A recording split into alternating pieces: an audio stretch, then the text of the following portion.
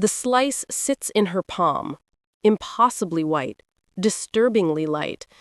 To the 19-year-old Wehrmachthelferin, female auxiliary, standing in the mud of a temporary cage near Ramagen, this object does not register as food. It has no crust. It has no weight. It smells violently sweet, like a chemical confection or a child's birthday cake, utterly alien to a nose acclimated to the sour fermentation rot of damp cellars and the dense sawdust-heavy brick of German Kammersbrot. She presses her thumb into the center. It doesn't crack or crumble. It depresses like a sponge, then slowly springs back. Panic rises in her throat. Is it raw? Is it dough? Around her, other women are hesitant, sniffing the air, confusing the scent of bleached flour with soap or disinfectant. She takes the risk. She places the dissolving mesh of starch on her tongue. It doesn't require chewing. It simply melts into a sugary sludge that makes her teeth ache. This is the first shock of captivity. The conqueror eats clouds while the conquered eat dirt. The collapse of the grid. April 1945 does not sound like an explosion. For the women of the Wehrmachthelferinnen Corps, the end of the war sounds like the grinding of gears shifting into neutral. The vast, intricate machine of the German military, which had moved millions of tons of steel and grain across Europe, suddenly stops. What replaces it is a terrifying silence, broken only by the shuffling of boots on asphalt. The infrastructure of survival has vanished. There are no trucks bringing coal. There are no trains bringing potatoes. The calories that sustained the German body for 6 years were stolen from the Ukraine and France. Now the theft has stopped, and the metabolism of the nation goes into immediate withdrawal. For the 500,000 female auxiliaries, radio operators, anti-aircraft assistants, Flak Waffenhelferinnen, and signals personnel, the uniform changes meaning overnight. On Tuesday, the gray jacket is a symbol of authority and state employment. By Wednesday, it is a target.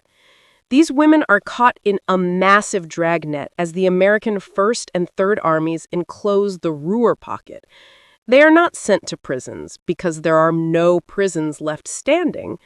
They are marched into the fields. The golden cage and the mud hell. To understand the somatic shock of the prisoner, we must distinguish between two realities. A lucky minority finds themselves in what the Germans whisper of as the golden cage, formal U.S. detention centers in rear areas, often converted barracks in France or England. Here, there is a roof. There is heating oil. There is a latrine with a door. But for the vast majority captured along the Rhine in the spring of 1945, there is only the Rheinwiesenlager, the Rhine Meadow Camps. The Americans are overwhelmed. They expected 60,000 prisoners. They get over 1 million.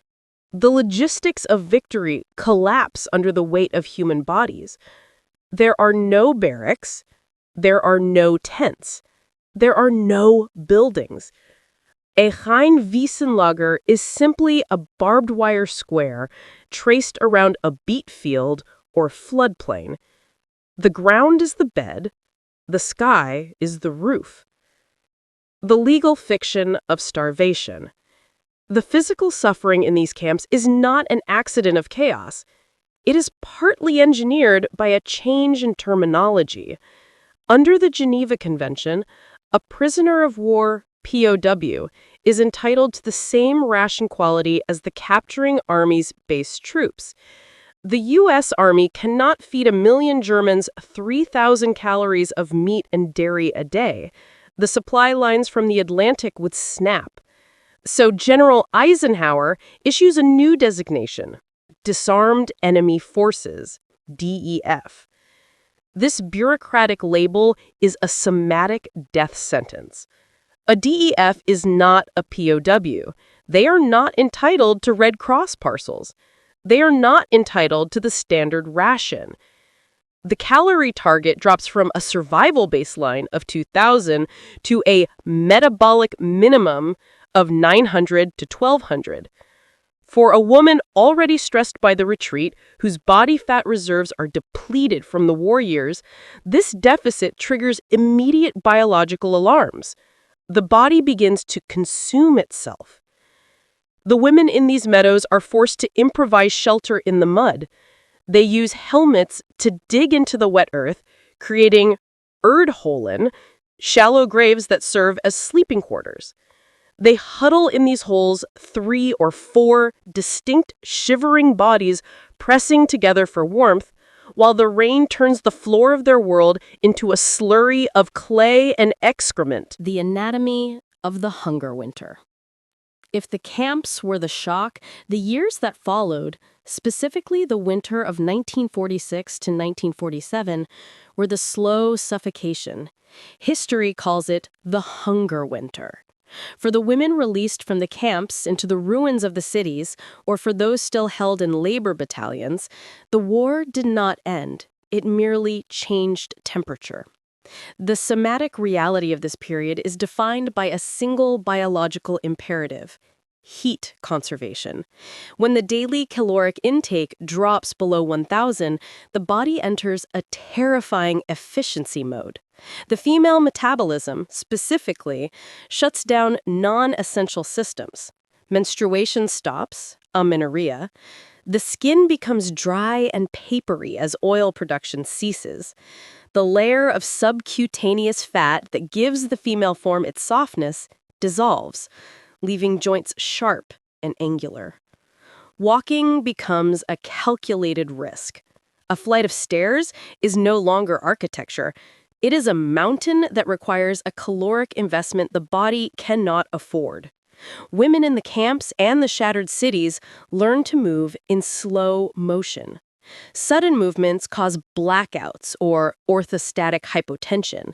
The blood, too thin and moving too slowly, fails to reach the brain. The menu of survival. What did they actually eat? The memory of this era is tasted in gray and brown.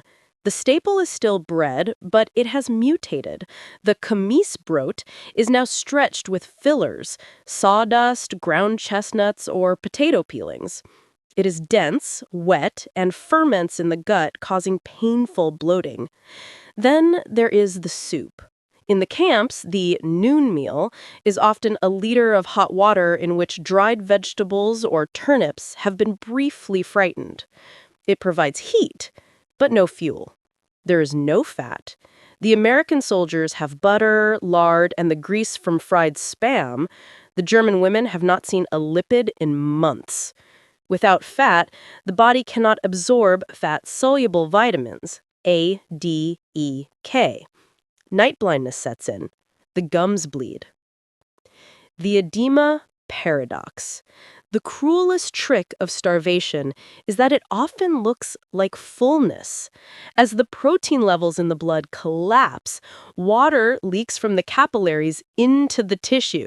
This is hunger edema, or hungerodem. A woman looks down at her legs and sees them swollen, thick, and heavy. Her ankles disappear. Her belly distends. To the uneducated eye, she looks well-fed, perhaps even fat. But if she presses a finger into her calf, the dent remains for minutes, a pit in the dough of her own flesh. It is the heaviness of water replacing the strength of muscle. She is drowning in her own fluids while starving to death. The hygiene crisis, the blood and the shame. The history books mention poor sanitary conditions. The somatic reality is far more specific. For a woman in the Rheinwiesenlager, the calendar is a source of dread. When menstruation arrives, it is a logistical catastrophe. There are no pads, there is no cotton, there is no privacy. In the open fields, surrounded by thousands of men, the Wehrmachthelferinnen face a humiliation that burns deeper than hunger. They improvise with the debris of the battlefield. They tear strips from the lining of their gray jackets.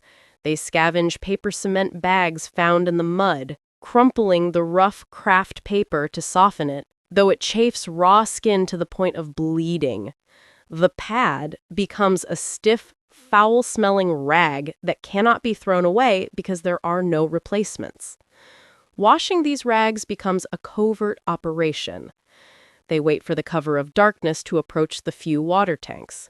They wash the blood out in their steel helmets, the same helmets they cook in, the same helmets they dig with. The water is freezing, numbing the fingers until they are clumsy. Then, the damp rags must be dried against the skin, tucked under the armpits or inside the shirt, because hanging them on the wire would invite jeers from the guards or the male prisoners. The smell of old copper and rust becomes the intimate scent of their captivity. The Empire of the Louse. Hunger hurts, but lice drive you mad. It starts as a localized tickle, but within days, the body becomes a colony. The lice do not live on the skin. They live in the seams of the uniform. They migrate to the heat, the groin, the armpits, the back of a neck. For the women, who are often wearing every layer of clothing they own to prevent freezing, the heat trap between the layers becomes a perfect incubator. The evening ritual is not prayer, it is the hunt. Sitting in the mud, women strip off their shirts and turn them inside out. They run their thumbnails along the seams. Snap, snap, snap. The sound of a louse popping is distinct, a tiny, dry crack. But the eggs, or nits, are the true horror. They look like white dust cemented to the fabric. They cannot be brushed off. They must be scraped away inch by inch. The psychological toll is immense. The feeling that one is unclean, that one has become livestock. The constant scratching creates open sores, or pyoderma, which then becomes infected by the filth of the camp floor, leading to weeping ulcers that refuse to heal in the malnourished body. The shearing. The ultimate surrender of the feminine self is the shearing. Sometimes it is punitive, local mobs shearing women accused of sleeping with the enemy, but often inside the camps it is medical. To control the typhus carried by the lice, the Americans order head shavings. There is no styling, there is no mirror. A pair of clippers buzzes through the hair, leaving tufts and patches. The white powder of DDT is pumped down the collar and onto the scalp. The chemical cloud chokes the lungs and burns the eyes. For a generation of German women raised on the idea of Gretchen braids and carefully pinned rolls, the bald head is a castration of identity. They wrap scarves, often torn from parachutes or bandages, tightly around their skulls, refusing to remove them even when sleeping. The turban becomes the universal fashion of the ruins, not for style, but to hide the shame of the scalp. The material shock: nylon, chrome, and smoke. If the camp was the stick, the American supply chain was the carrot, a carrot so bright and processed it seemed extraterrestrial.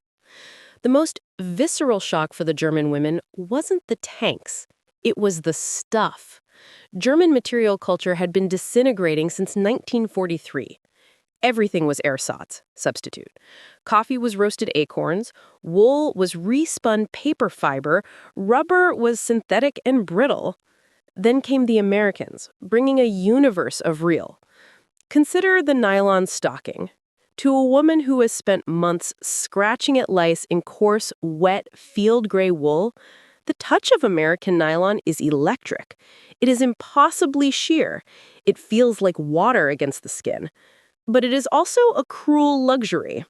When a GI offers a pair, the woman often has legs covered in scabs, unwashed for weeks, unshaved. The stockings slide over the rough skin, a shimmering layer of civilization over the raw biology of survival. It creates a dissonance. I am wearing the fabric of a movie star, but I smell like a wet dog.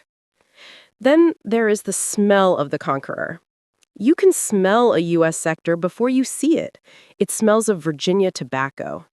German cigarettes were harsh, made of black tobacco mixed with wood chips and dried leaves. American Camels and Lucky Strikes are toasted, sweet, and rich. When a woman inhales her first American cigarette, the nicotine rush is so pure, it often causes her to vomit on an empty stomach. The smoke itself is a scent of luxury, thick, blue, and lingering. The bucket trick. Deprivation breeds genius. The women do not just accept the cold, they hack the electrical grid. This is the era of the Tachsieder, or immersion heater, improvisation. In the few camps or holding areas with electricity, women learn to boil water using nothing but trash. They take 2 razor blades or scraps of tin from a ration can. They attach a wire to each blade, separated by a matchstick or a piece of wood to prevent a short circuit. When dropped into a mug of water and plugged into a light socket, the current arcs through the water, boiling it violently in seconds. It is dangerous. Sparks fly, fuses blow, shocks are common. But that cup of boiling water is the only way to sterilize a rag, clean a wound, or make the stone-hard bread edible. The fraternization paradox, Veronika Dankeschön. The official policy is clear. Non-fraternization. Don't speak, don't touch. The biological reality is clear. Survival.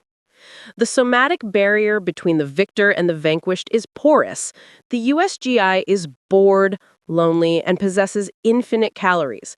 The German woman is starving, cold, and possesses nothing but her presence. The transaction is often silent. It happens through the wire. A bar of Hershey's tropical chocolate, hard, heat-resistant, slightly gritty, is passed through a gap. In exchange, a conversation, a smile, or, in the shadows of the supply depot, sex. The Germans have a slang term for the women who trade intimacy for survival, Schokoladenmädchen, or there's also a darker medical term whispered in the clinics, Veronika Dankeschön, or VD, venereal disease. But for the individual woman, the somatic experience of fraternization is confusing. Sitting in the passenger seat of a Willys Jeep is a physical shock. The suspension absorbs the bumps, the heater blows hot air on frozen knees. For 20 minutes, she is not a DEF. She is a human being experiencing warmth. The moral weight of the interaction is heavy, but the physical relief is overwhelming.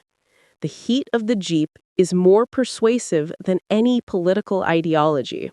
The encounter at the wire. The climax for the war for a Wehrmachthelferin is not the signing of the surrender in Reims. It is the moment she eats the enemy's bread. The setting is a transfer point near Bad Kreuznach. The rain has paused, leaving the air thick with the smell of wet wool and engine exhaust. A prisoner, let's call her Elspeth, stands near the perimeter wire. She is 21, but her body is 60, hunched, joint sore, and hollowed out. She watches a U.S. supply truck idling. A young GI, perhaps 19, sits on the tailgate. He is eating a sandwich. He notices her staring, not at him, but at his hands. He pauses. The dynamic is ancient, the fed and the starving. He tears the sandwich in half. He walks to the wire. He pushes the white square through the diamond mesh. The alien object. Elspeth cakes it. Her hands are stained with the gray clay of the camp. The bread is a blinding, sterile white. To the German eye in 1945, this does not look like sustenance. Kommissbrot, the bread of the Reich, is a dark, dense brick. It requires a knife to cut. It requires strong jaws to chew. It is sour, fermented, and heavy in the stomach. This American object is terrifyingly light. It feels damp. If she squeezes it, it collapses into a doughy ball, then slowly inflates again. It defies physics. It smells of yeast and sugar, a scent so cloying that it makes her dizzy. Is it cake? Is it raw? The first bite. She brings it to her mouth. Her jaw muscles tenses, preparing for the resistance of rye crust. There is no resistance. Her teeth sink through the slice as if it were air. The sensation is confusing. There is nothing to chew. The bread dissolves on the tongue, turning into a sweet, sticky paste. It coats the roof of her mouth. The taste is shocking. It is saltier than she expected, yet sweeter than any bread she has ever known. It tastes of chemical purity. It tastes of infinite logistics. For a moment, there is euphoria. The sugar hits the bloodstream almost instantly. The brain, starved of glucose for months, lights up. The saliva glands ache with sudden overproduction. She eats it too fast, shoving the soft white mass into her mouth, terrified the GI might ask for it back, terrified it might vanish. The rejection. Then, the somatic backlash begins. Her stomach, shrunken to the size of a tennis ball and acclimated to watery turnip soup, panics. The high-processed wheat and the chemical preservatives trigger a violent spasm. She doubles over. The cramps are sharp and twisting. The white bread shock is not just psychological. It is a physiological rejection of abundance. Her body doesn't know how to process food that hasn't been fought for. She retches, fighting to keep the precious calories down, tears streaming into the dirt. The GI watches, confused. He thinks he gave her a treat. He doesn't realize he just hit her system with a metabolic sledgehammer. The inspection. If the bread was the shock to the gut, the medical inspection is the shock to the soul. The rumor runs through the camp wire before dawn. The doctors are here.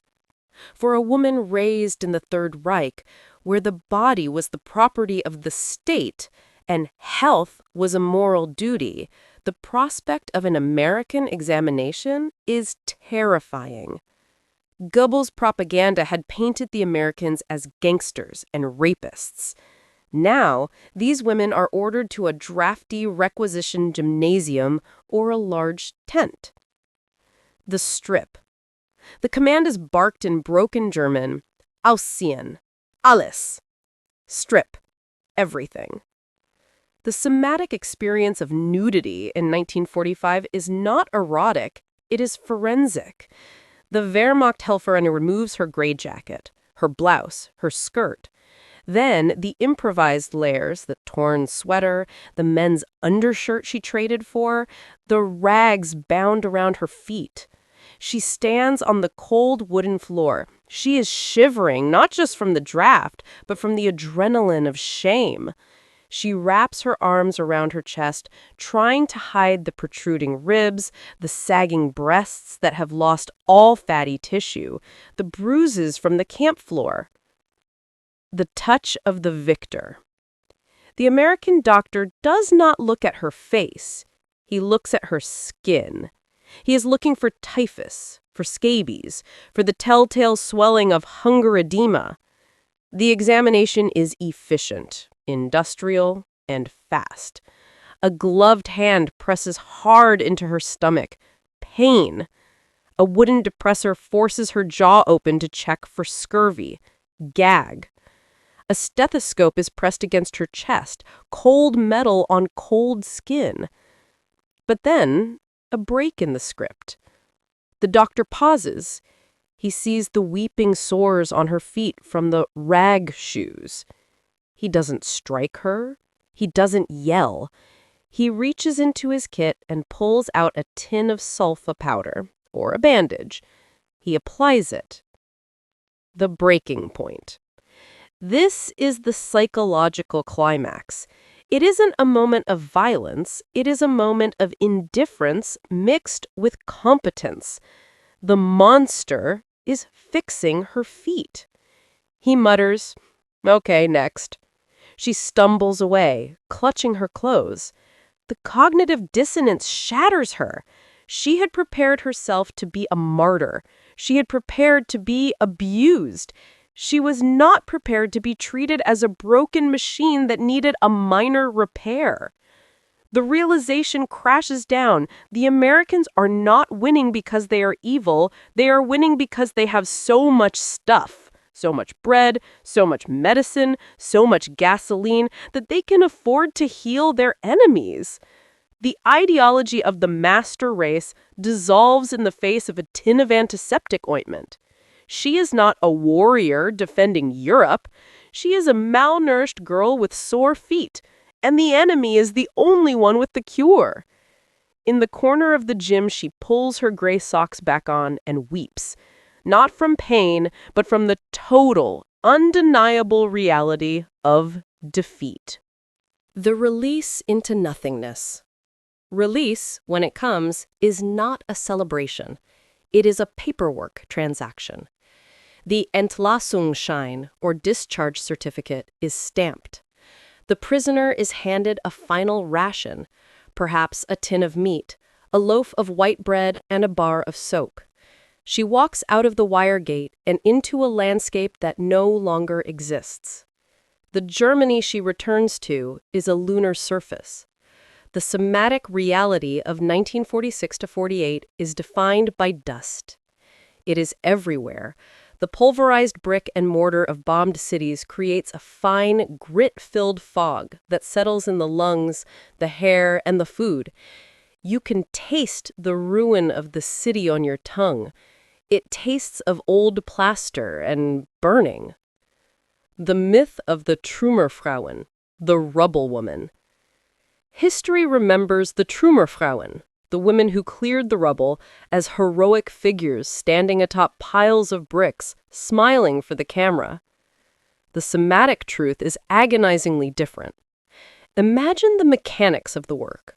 A woman, whose body weight has dropped to 45 kilograms, 99 pounds, stands in a bucket line.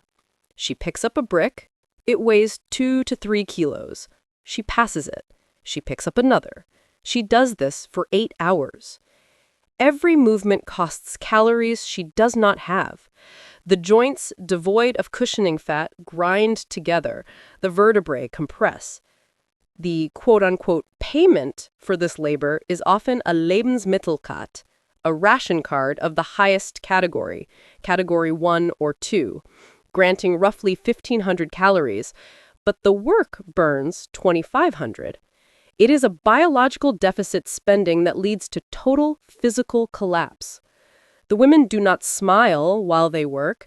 They move in a trance, conserving breath, eyes fixed on the boots of the woman in front of them. The silent womb. The most profound legacy of the Wehrmachthelferinnen experience is hidden deep inside the body. It is the silence of the womb. For hundreds of thousands of German women, the starvation and extreme stress of the camps and the post-war hunger winter result in secondary amenorrhea. The menstrual cycle simply ceases. The body, sensing that it cannot support its own life, shuts down the reproductive system entirely to save energy. For a young woman of 22, this is a source of intense psychological terror. In a culture that places high value on motherhood, the cessation of bleeding feels like a loss of womanhood. They whisper in the queues for bread. Will it ever come back? Am I broken? There are no hormones to prescribe. The only cure is food. And food is the one thing that cannot be found. Years later, doctors will document the hunger sterility of this generation. Even after the weight returns, the endocrine systems of many women remain permanently scarred. The body remembers the famine long after the stomach is full. The shame of the stubble. For the women who were sheared in the camps, either by American medics for lice control or, more brutally, by mobs accusing them of collaboration, the months after release are defined by the mirror. Hair does not grow back as a hairstyle. It grows back as a provocation. First, it is a dark fuzz, rough like a man's beard. Then it becomes an unruly, stiff brush that refuses to lie flat. There is no shampoo to soften it, no oil to tame it. The, quote, turban remains the essential armor of the female civilian. To walk the streets of Berlin or Hamburg without a headscarf is to invite staring. A bald or stubbled woman is a walking billboard of defeat. She is marked. Does the short hair mean she had lice?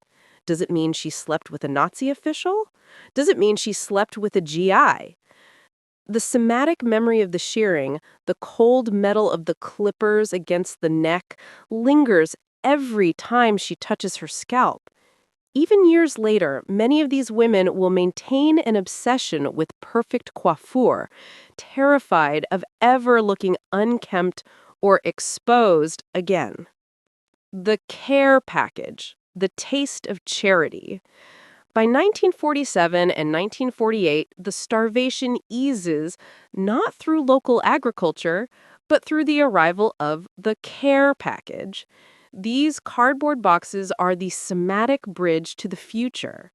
Opening one is a sensory overload, the smell of real coffee, not acorns, the bright orange grease of canned cheddar cheese, the crinkle of cellophane wrapping.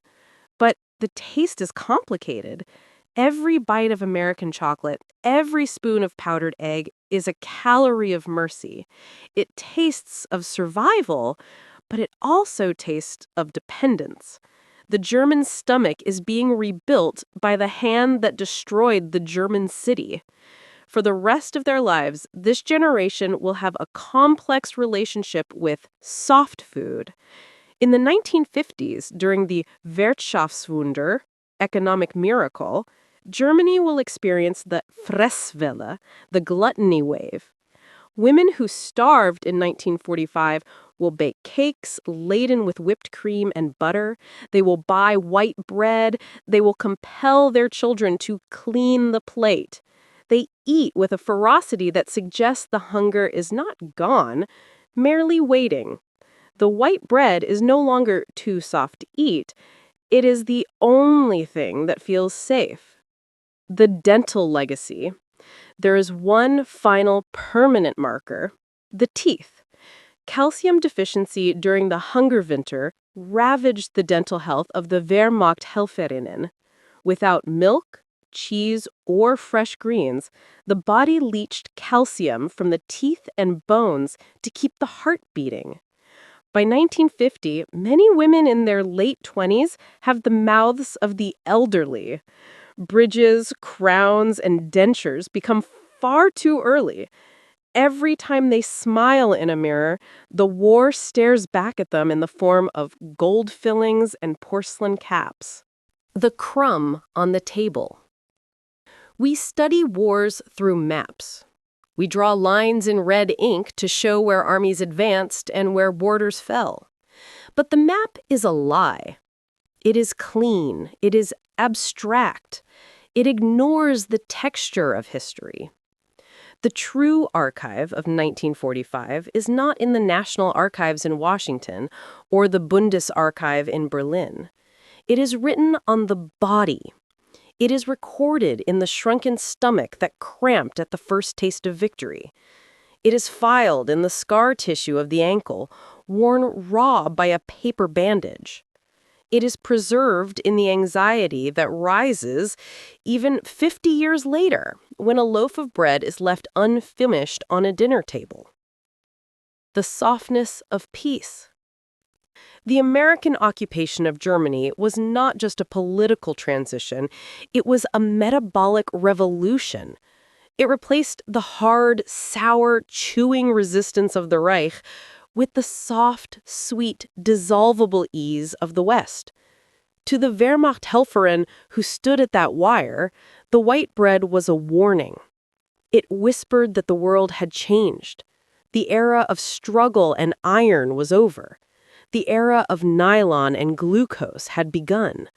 The shock of that first bite, the nausea, the dizziness, the disbelief, was the physical sensation of one world dying and another being born inside her own gut.